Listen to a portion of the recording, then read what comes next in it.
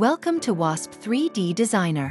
In this tutorial, we'll explore how to add a motion trail effect to moving objects. We'll begin with this lower band template. Here, we'll apply the motion trail to a cube. Select the cube from Hierarchy. Open its parameters window, and at the bottom, under Display Properties, you'll find the motion trail option. By checking it, the effect gets enabled. Along with it, three important properties become available: steps, object copies, and trail transparency. Object copies defines how many copies of the object are generated when the trail effect is active. The higher the number, the denser the trail will appear. However, keep in mind that increasing the number of object copies will also increase the render time.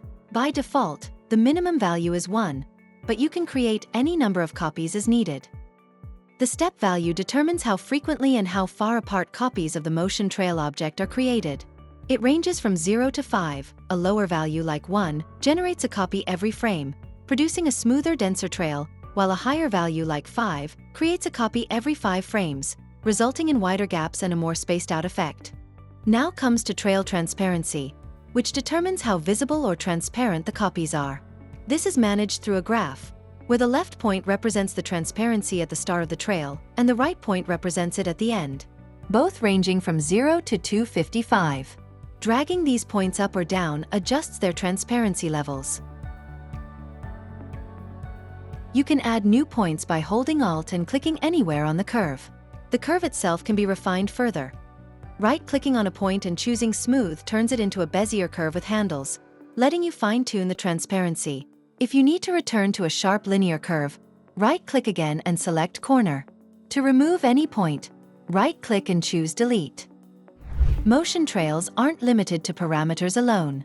They can also be controlled dynamically using action sets or directly from Track View.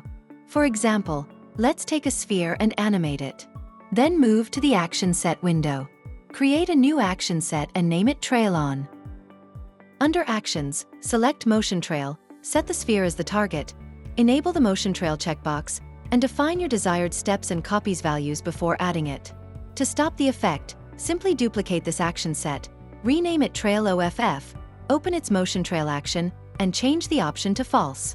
Now when you play the scene, clicking Trail On activates the motion trail, and Trail Off switches it off instantly.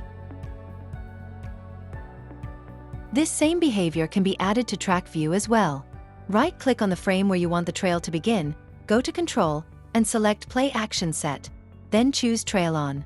Using the same process, Trail Off can also be assigned to another frame, giving you full control over when the trail appears and disappears during playback. And that's how you can create, customize, and control the motion trail effect in Wasp3D Designer. Thanks for watching, and keep designing smarter with Wasp3D.